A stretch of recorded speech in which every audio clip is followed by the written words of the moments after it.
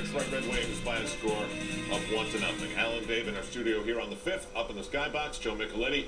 Joe, the goal, it certainly is something that the Rangers have been on the other side of, dominating and then watch the other team score. It's just weird how that happens sometimes. You know what, Al? It kind of goes back to what the team has been working on for the last week or so, and that's communication, coming back in their own zone, deciding who's going to take which player, who's going to pick up the puck, and then all that leads to a goal. So, it's the hard work first, making a defensive play, then Higgins gets some help, and then watching the pass. I mean, it's just a beautiful pass, but putting yourself back in a position to get a shot, and Boyle does that, and with his size, it's tough to defend against him. But Dave, you look at this, to me, it goes back to what we saw all week in practice. Defensive work leading to offensive chances. And keeping it simple, fellas, too. And I want you to pay attention to Boyle as he comes through here, stick in the air, now down it goes, and really puck finds his stick.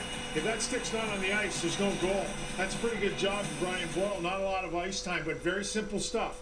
Hard to through the neutral zone, hard to the net, pucks to the net, and the Rangers get one. Yeah, it comes to Dan Girardi. One word that comes to my mind is rugged. He and Stahl were good. They're matched up against the big boys of Detroit, and a little bit of a change, and they were both really good in their own end. And when he's on top of his game, he gets clipped right there in the melon early, and by whom else on top of the crease but Holmstrom. But when Dan Girardi's on his game, there's a lot of little subtle things going on. The puck gets blocked, it gets moved, people get stood up.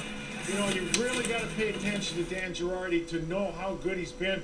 And Joe, I thought he and Stahl were good battling those big guys in that first period. Yeah, I thought that when those 10 players were on the ice, you got that top line with Zetterberg and Datsuk on Detroit against the top line for the Rangers, and then those defense pairs with Stahl and Girardi on one side, then you got Lidstrom and Rafalski on the other. I mean, those 10 players on the ice, it was something special. Meanwhile, in New Jersey last night, once they got down, they kept coming and coming and coming, so the Rangers have to expect that. Okay, you two guys go back and do your jobs.